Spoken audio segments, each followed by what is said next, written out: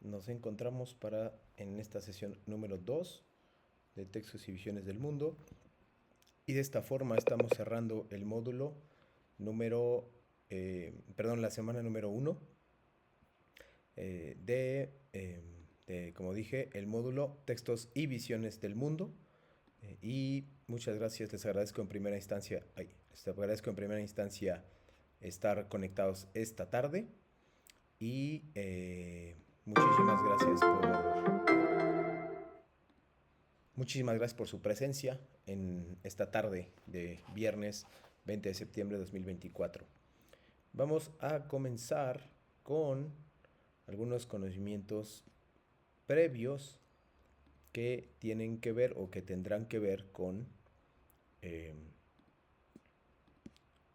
primero con la agenda de la sesión de hoy, que es el objetivo de la sesión número 2 del módulo 4 y conocimientos previos, los temas de la semana, después lo que hay que saber, las reglas de comunicación virtual que vimos desde la semana anterior, las actividades integradoras 1 y 2, lo que tiene que ver con plagio, y vamos a poner un video que quedó pendiente en la clase anterior, la del miércoles, actividades de reforzamiento que se basarán en su conocimiento de los temas del miércoles y los temas de la clase en general, las dudas generales que ustedes puedan tener, que esas no son privativas del final, sino que lo pueden hacer cuando ustedes deseen.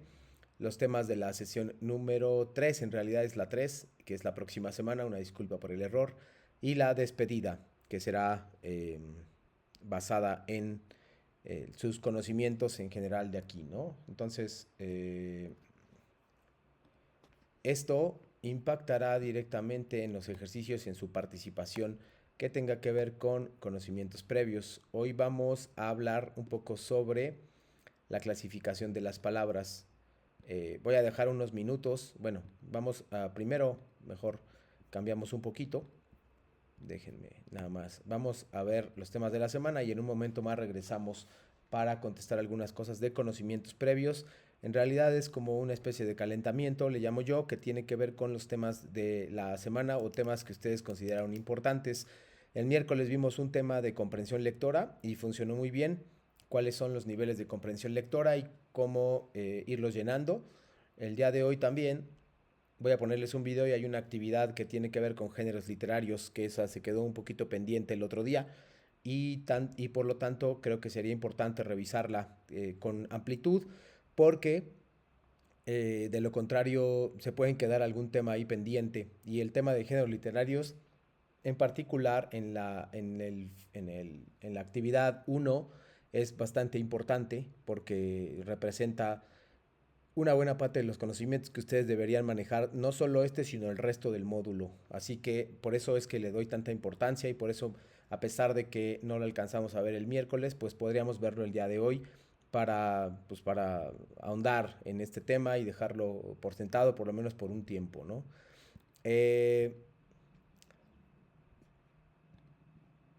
Bueno, regresando acá a la agenda, vamos a ver el objetivo de la sesión y luego vamos a trabajar con este de los géneros, que es bastante importante. Como les dije, la semana del miércoles, eh, todos los módulos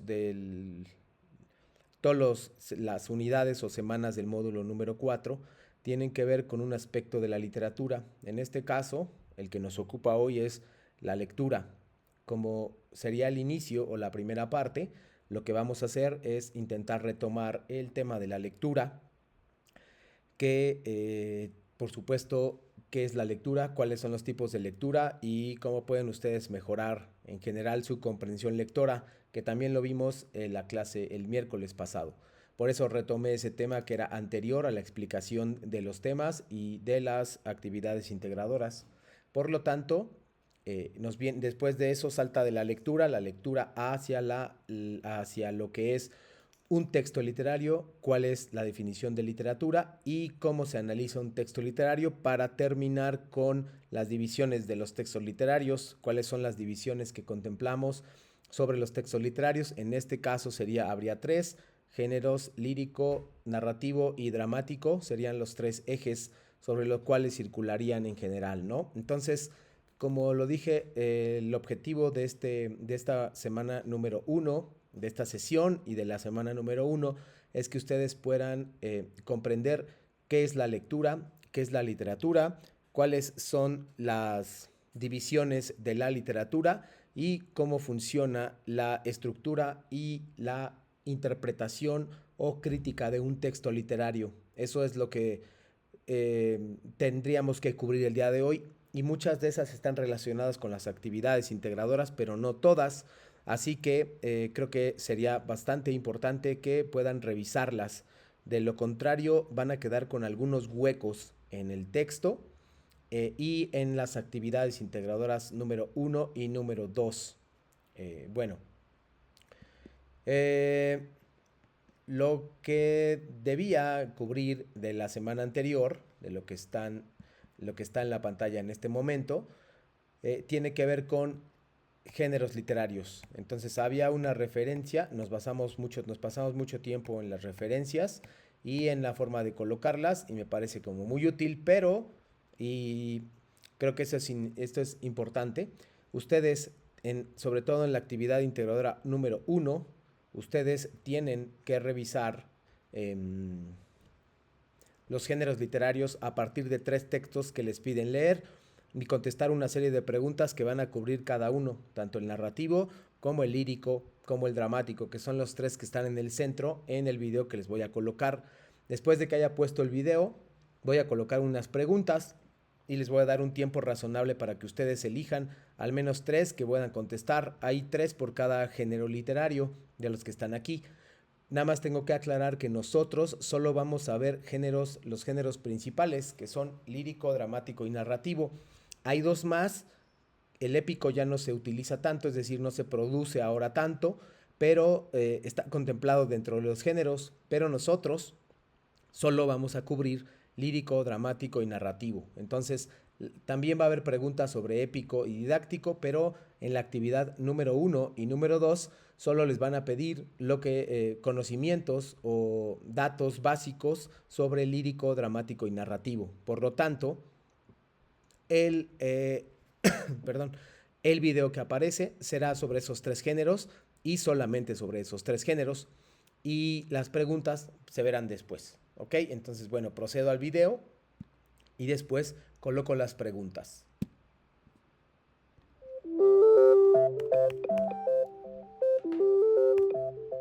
La literatura puede ser clasificada en varios grupos. Estas categorías o grupos son llamados géneros literarios. Los géneros literarios son grupos o categorías en que podemos clasificar a la literatura de acuerdo a su contenido y estructura.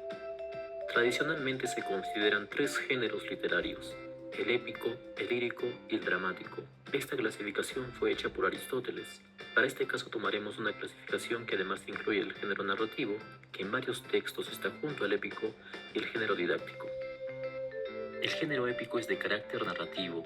En estos textos se presentan hechos legendarios o ficticios relativos a las hazañas de héroes. Su forma tradicional de expresión es el verso a través de los poemas épicos. Tenemos grandes ejemplos dentro de este género como la Ilíada y la Odisea de Homero, la Eneida de Virgilio, la Divina Comedia de Dante Alighieri o el Cantar del Mio Cid, una de las primeras obras de la literatura española. En el género lírico, el autor transmite sentimientos o emociones respecto a una persona u objeto. Es subjetivo. Se expresa habitualmente en verso, aunque podemos encontrar también poemas en prosa. Algunos personajes que nos dejaron obras líricas son el poeta Garcilaso de la Vega, Gustavo Adolfo Bécquer, Antonio Machado, Pablo Neruda, César Vallejo, Walt Whitman o el poeta maldito Arthur Rimbaud. Las obras dramáticas son textos destinados a ser representados en escenario frente a un público. La historia a contar se desarrolla a través de diálogos. Pueden clasificarse en dramas, tragedias o comedias. Aunque la palabra como arte está presente en este género, su concreción, su realización total se realiza en el escenario. Obras como Romeo y Julieta de William Shakespeare, La Celestina de Fernando de Rojas, Don Juan Tenorio de José Zorrilla o la muy conocida Fuenteovejuna de Lope de Vega son algunas obras representativas de este género. El género narrativo, como ya vimos, está considerado junto al género épico para muchos autores, ya que ambos narran hechos. En el género narrativo se utiliza un narrador que relata una historia ficticia o real. Se expresa habitualmente mediante el cuento y la novela. Obras narrativas como El Quijote de la Mancha de Cervantes, Cien años de soledad de García Márquez, La Metamorfosis de Kafka, el cuento El gato negro de Poe o Las ruinas circulares de Borges son algunos ejemplos de literatura narrativa. El género didáctico suele ser considerado extraliterario. La oratoria es a veces estudiada como género aparte. Para esta explicación los ubicaremos dentro de un solo género. Tienen como finalidad la enseñanza o la divulgación de ideas expresadas de forma artística con un lenguaje elaborado y recursos de la filosofía. Se suelen expresar mediante el ensayo, la fábula o discurso. Tenemos como ejemplos los ensayos de Montaigne, La civilización del espectáculo de Vargas Llosa, el discurso Yo tengo un sueño de Martin Luther King o las fábulas de Esopo. La fábula está considerada dentro del género didáctico, pues su fin principal es la enseñanza. Repasemos los puntos claves de cada género literario. El género épico narra hazañas de héroes. Las obras líricas son básicamente poesía, expresan sentimientos y emociones. El género dramático se expresa mediante diálogos y es escrito para ser actuado en un escenario. Los textos narrativos son hechos narrados, incluyen la novela y el cuento. El género didáctico y oratoria están hechos para enseñar o expresar ideas. Eso ha sido todo por hoy. En los siguientes videos desarrollaremos a detalle cada género literario. Si la información compartida te ayudó, puedes dar un like o suscribirte a este canal.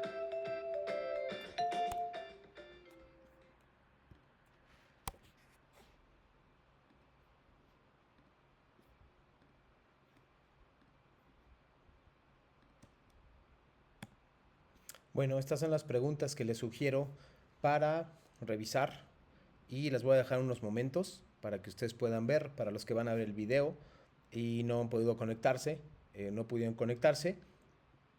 Recuerden que es parte de sus obligaciones de revisar los materiales y en este caso sí sería importante, bueno, sí creo que es parte de su participación y por lo tanto de sus puntos extras que ustedes pudieran alcanzar una parte a través de esto. ¿Qué es esto?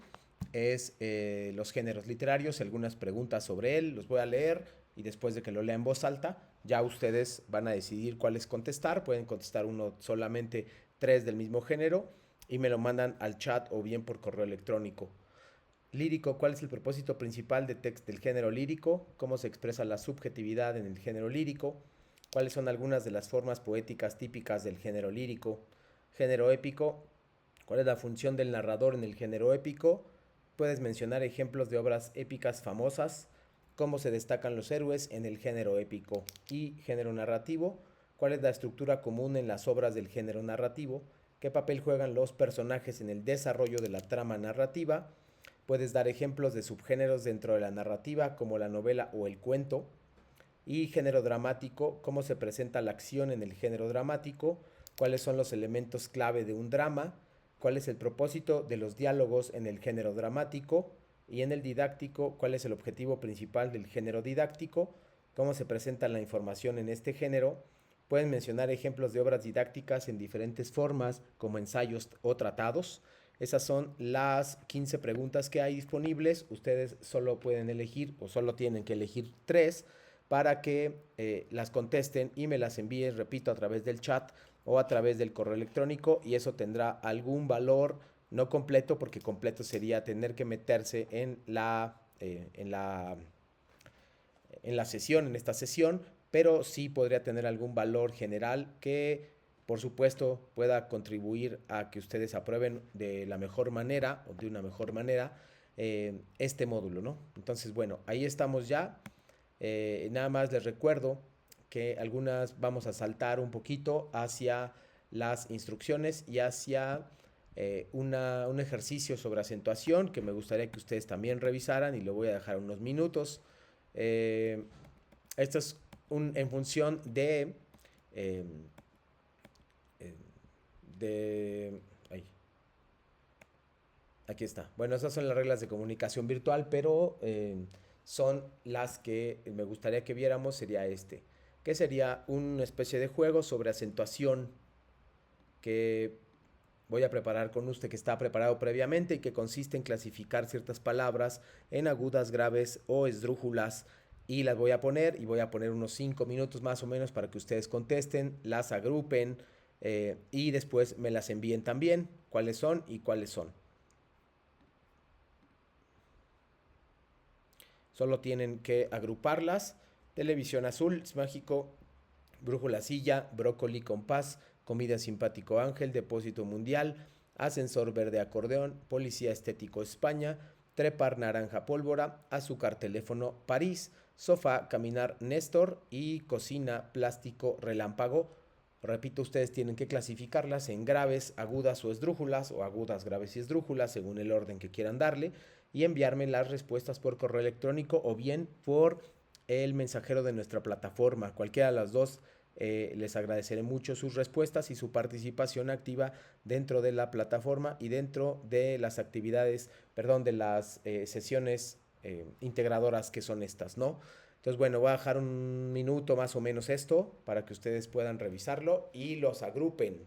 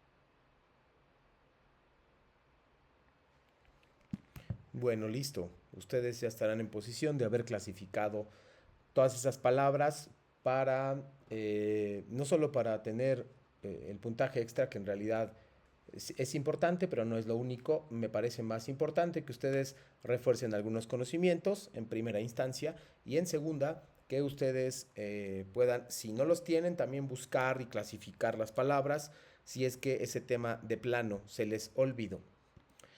Eh, Déjenme nada más detener esto.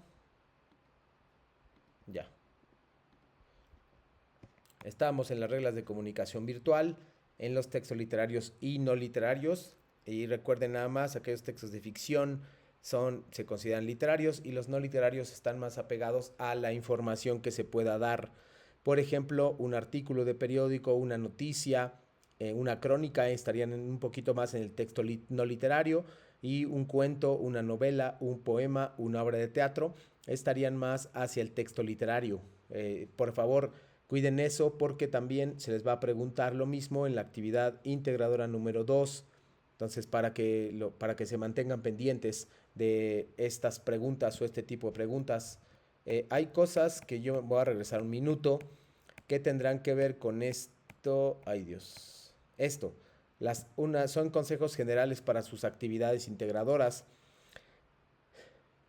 La primera sugerencia o primer consejo que les voy a poner, que les voy a someter a su discreción o juicio, es cuál es seguir las instrucciones de plataforma. Eso es bien importante, leerlas con cuidado y seguirlas. Lo siguiente que tienen que hacer es seguir las instrucciones complementarias que da tu asesor virtual, en este caso yo, cuidar la ortografía y colocar las fuentes de referencia. Es importante, por eso lo puse con mayúsculas, no es obligatorio colocar fuentes de referencia. Lo que sí es obligatorio es si utilizas fuentes externas, como en el caso de la actividad número 1, tú vas a colocar tú vas a colocar fuentes de referencia simplemente porque usaste textos y eso te permite colocarlos o te va a obligar a colocarlos en la respectiva actividad. Si no lo haces, te puedes arriesgar o te estarías arriesgando a un plagio. Entonces, por esa parte, creo que les puede convenir colocar sus fuentes de referencia y de una u otra forma nosotros siempre estamos usando las fuentes de referencia y revisamos cuáles son eh, los que usé. De hecho, los revisamos el otro día. A partir de la actividad integradora número 1 dijimos cuál iba a ser y conforme esa información les dije literalmente cuáles son las actividades de la actividad integradora, perdón, las referencias de la actividad integradora número 1 y las referencias de la actividad número 2. Son muy sencillas, revisen el video del miércoles y obviamente tendrán una solución a esto, ¿no? Son recomendaciones generales que yo hago sobre el texto, ¿no? Ahora me gustaría ponerles un video sobre el plagio y después repasar un poquito lo que vimos el miércoles y ya para pasar a otros aspectos de la presentación de hoy y de la actividad integradora del día de hoy. Así que bueno, el video se llama ¿Cómo evitar el plagio? Es muy importante que tengamos esto. Desde el módulo propedéutico se les ha insistido en la necesidad de citar y colocar sus fuentes de referencia para justamente no cometer plagio. Y a partir de este momento, me parece que se hace un poquito más obligatorio esto. Repito, no es obligatorio en todas las actividades integradoras. Por ejemplo, las de la semana próxima, la número 3, es obligatorio colocar fuentes, pero es obligatorio en los casos donde utilices otras fuentes de referencia, porque si no, te arriesgas al plagio. Y lo vimos el pasado miércoles, con las dos estudiantes que ingresaron a plataforma y a la sesión de integración. A partir de la información que ellas proporcionan, es la información conforme se les califica.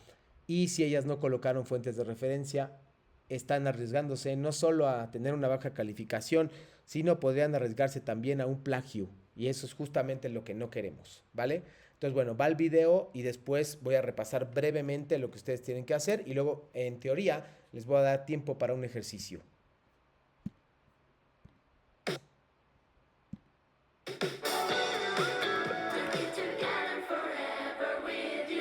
Filadelfia.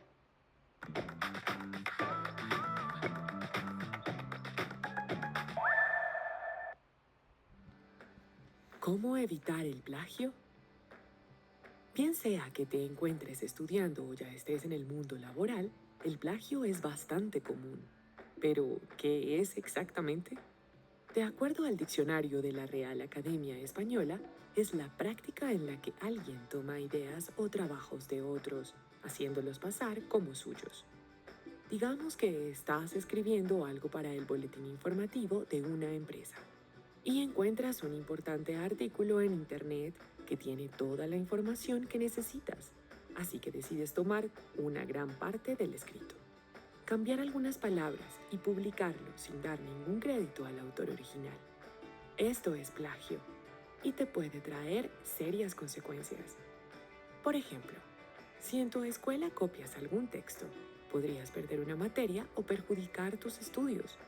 En el trabajo, te ocasionaría una mala reputación, procesos legales o incluso hasta perder tu empleo.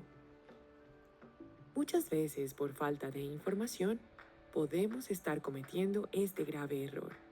Sin embargo, tenemos algunas estrategias que pueden ayudarte para evitar hacer fraude. Siempre cita tus fuentes. Muestra de dónde conseguiste esa información y da el crédito al autor. Además, el hacerlo generará mayor credibilidad en lo que estás escribiendo. Si deseas utilizar las palabras del autor, debes ponerlas entre comillas y en el mismo párrafo citar la fuente de donde las tomaste. Cuando quieres usar la información de un documento y no deseas poner la frase directamente, puedes escribir el texto con tus propias palabras. A eso le llamamos parafrasear. Recuerda cambiar el lenguaje y la escritura de la oración a tu estilo, respetando su significado.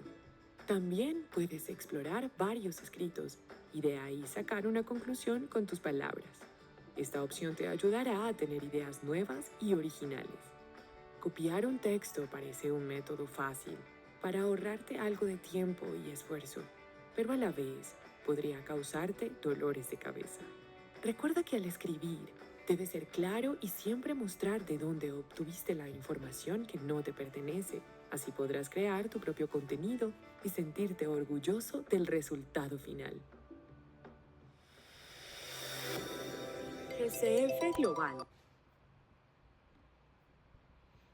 Muy bien, ahora pues ya tenemos en particular una idea de lo que puede ser, de lo peligroso que puede ser el plagio y de las formas de evitarlo. La mejor manera de hacer eso es, como lo dice aquí, con una cita textual que viene aquí marcado con paréntesis, con comillas que están en amarillo, y sin olvidar las referencias en el texto que son GIES 2005 en línea, y eso es una cita textual y esta es una paráfrasis.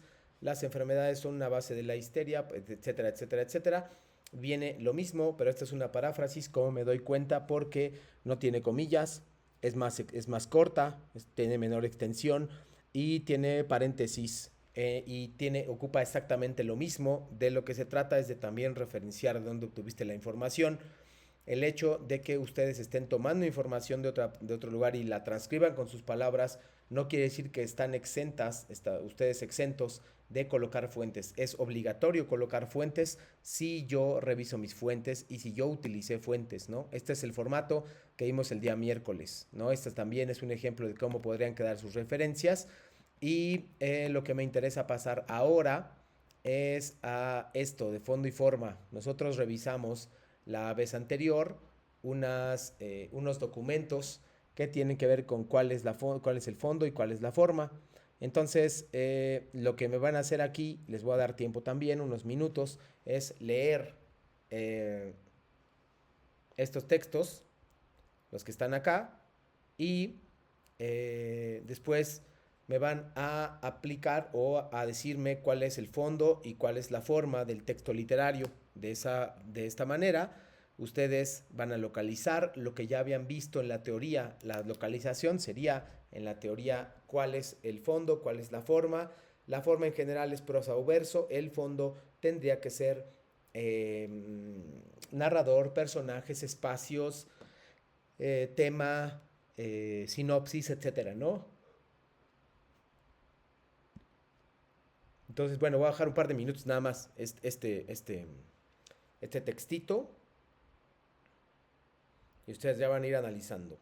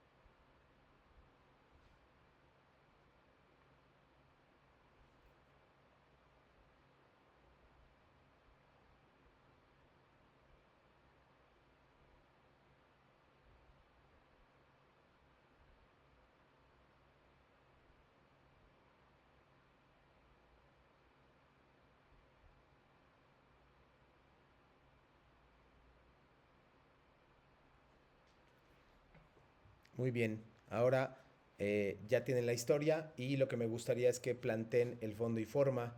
No estoy seguro si lo puse aquí también, pero me parece que no. Entonces, voy a revisar, voy a regresarme un poquito a lo del... Aquí está.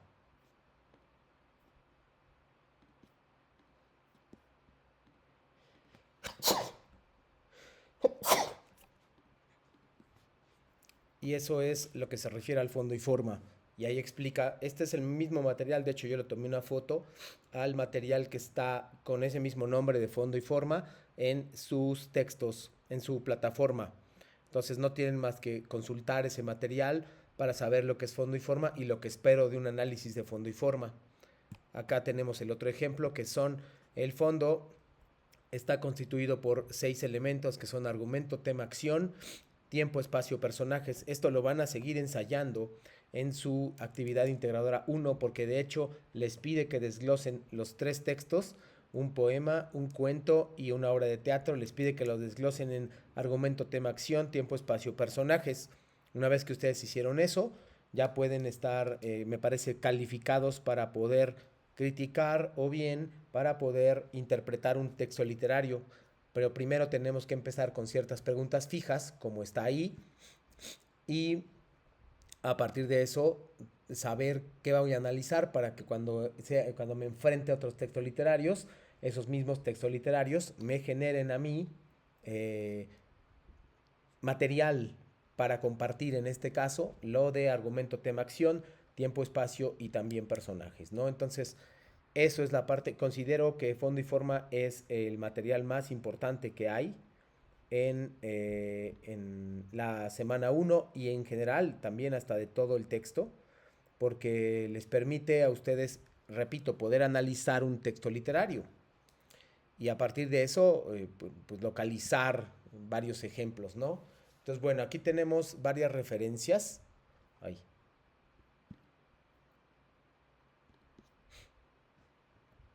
La idea es que ustedes ordenaran, en primera instancia, ordenaran estos datos que son conforme a la ficha o al formato de trabajo que hicimos el pasado miércoles y que también se puede repetir y que también puede encontrar en el manual de citación de prepa en línea CEP. Por lo tanto, creo yo que ustedes pueden eh, eh, ordenarlo como primer ejercicio de esta parte final del texto. Creo que ustedes pueden revisar cuál es el texto, ordenarlo conforme autor, título editorial, año, si es que está, el link, el URL, el nombre de la página, etcétera. Esos son los componentes que van a constituir mi ficha bibliográfica y les pedía que ustedes que los ordenen de tal manera que puedan no solo tener las bases de utilizar con frecuencia las fuentes de referencia, sino también que ustedes puedan como revisar y ordenar en sus cabezas y también en el papel o en el documento electrónico archivo los componentes de una fuente bibliográfica. Entonces, bueno, eso y después de esto viene un texto. Este texto yo les iba a pedir que ustedes me hicieran una síntesis, pero una paráfrasis de cuál es el contenido de este texto. Entonces voy a dejar unos 5 minutos más o menos, 5 minutos para que ustedes puedan leer este texto y me entreguen una paráfrasis que tendrá que ver con el contenido esencial, que tiene que ver con las ideas principales, las ideas secundarias, y ustedes me van a ir diciendo, repito, más o menos cuál es una paráfrasis de este texto. Adelante, les voy a dar, repito, 5 minutos.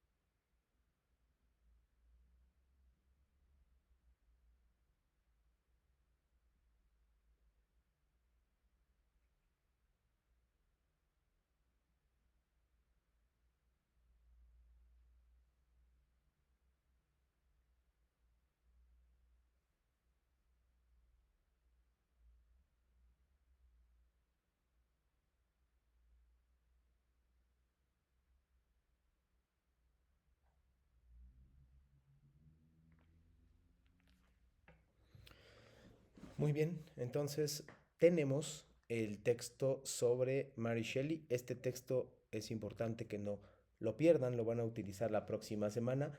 Les puede ser de interés la próxima semana porque es un adelanto y de ahí me voy a enlazar con lo de la próxima semana también.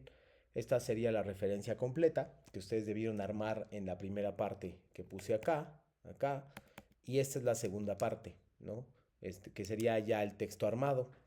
Y a partir de eso, lo que restaría es que ustedes puedan en particular lograr colocar estas referencias por sí mismos y también hacer una paráfrasis de esto. Para ir concluyendo, denme un segundo, por favor, listo. Para ir concluyendo la clase, la sesión de hoy, me gustaría que ustedes revisaran el análisis de un texto como para finalizar. Este es sugerido, es decir, aquí nos marca análisis de textos, libros o documentos. Esto no siempre se puede aplicar a un texto literario, pero nos da cuenta de algo muy importante, de un concepto muy importante, el contexto sociohistórico y cultural, en este caso del módulo 3, pero es como un recordatorio del módulo 4. ¿Por qué es importante? Porque en el módulo 3 les piden el contexto sociohistórico y el contexto cultural tanto de la obra como del autor. Entonces deben saber qué es, y estos son los elementos que ustedes tendrían que estudiar nada más que aplicados al texto de Sor Juana, Rubén Darío y Juan Ruiz de Alarcón, que son los primeros de esta semana. Lo tendrían que aplicar, es decir, tendrían que buscar los datos que aparecen en este video, pero aplicados a sus textos literarios. Entonces, bueno, lo voy a poner y con esto vamos cerrando el módulo de hoy.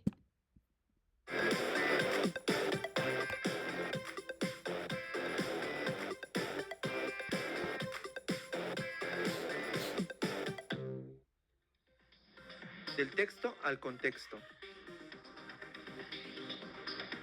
Para aprovechar, comprender e interpretar un texto, es necesario que visualices claramente la información que los textos proporcionan con base en la realidad social que les rodea. De acuerdo con diversos especialistas en los campos de la sociolingüística, la etnografía del habla y la psicología social, la circunstancia social que rodea y se expresa en los textos es conocida con el nombre de contexto. Lo importante en los contextos es entender que los diferentes escritos, documentos o libros a los que nos enfrentamos tienen referencias de la realidad de la que formamos parte. Para interpretar un texto amplia, analítica y comprensivamente, se requiere ser consciente de las repercusiones del contenido de los documentos que consultamos. Para darnos cuenta de la dimensión social que rodea y determina los textos, es importante, al momento de leer, tomar en cuenta la consulta, el análisis de los libros o documentos que trabaja las siguientes categorías de análisis. Campo o escena. Visualiza el momento, el lugar, los personajes de ese tiempo histórico y el público destinatario de ese momento y lugar. Funciones intrapersonales. Es la identidad personal, las opiniones personales, los propósitos, las metas y finalidades. Situaciones concretas de habla. Roles comunicativos. Autor, lector. Emisor, receptor. Roles institucionales. Voceros. Redactores, lectores de noticias. Jefes, empleados. Maestros, alumnos. Funciones emotivas. Es la expresión de sentimientos y de afectos. Funciones interpersonales. Son el tipo de relaciones entre los participantes orientada hacia una tarea o no. Funciones de grupo. Están determinadas por la pertenencia a un grupo social o profesional. Funciones intergrupales.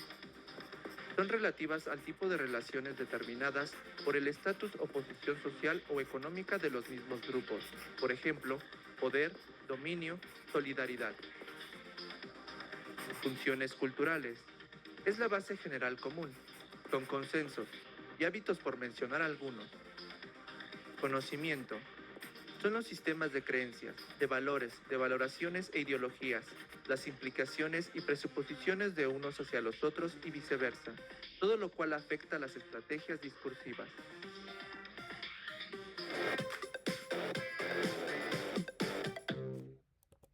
De esta manera vamos cerrando la sesión de hoy, pero también no sin dejar de recordar la importancia de este video en cuanto a que no se basa solamente en datos, en la búsqueda de contexto cultural o contexto sociocultural de un autor o de una obra, sino hay que considerar otras cosas. Por supuesto, hay mucha investigación detrás, pero la parte crucial de esta información es que no solamente voy a encontrar o debería encontrar datos, sino que podría encontrar otro tipo de manifestaciones, ¿no?